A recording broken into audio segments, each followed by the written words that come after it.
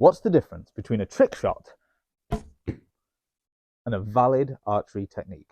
When you see archers online making curving shots or speed shooting, it can be hard to tell whether that's just a neat trick or something that could be genuinely used in war, which isn't helped when online archers deliberately distort facts for clout or just make mistakes. So what is the difference? It's going to vary depending on the culture and the technology available. For example, I can shoot fairly fast with a 60-pound bow, but a bow of 120 pounds requires much more muscle engagement, which is going to have an impact on my average time per shot. Not to mention, it's going to make some techniques a lot harder to achieve. As a general rule of thumb, if something's going to be used as a tactic in battle, it needs to be possible, practical, and repeatable. So let's test that with curving shots, because while I can get a pretty dramatic curve off a modified arrow and a 50-pound bow,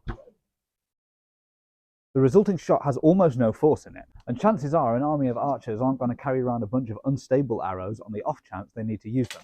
So it's definitely possible, but for it to be both practical and repeatable, it needs to be able to be done with regular arrows on a powerful bow and have enough force to be useful. Let's give it a go and find out. In theory, in a regular combat engagement, I could just grab my arrow, knock it differently, and shoot. It's less pronounced than with a custom arrow, but there is a possibility of getting an effect. This technique uses a sideways draw, which is both harder to use and noticeably less powerful. Not to mention the curving shot's coming in at an angle, so its alignment isn't going to be as good.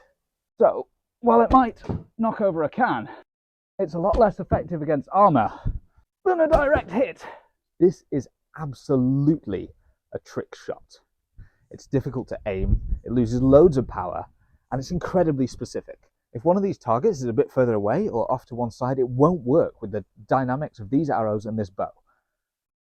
But it is possible.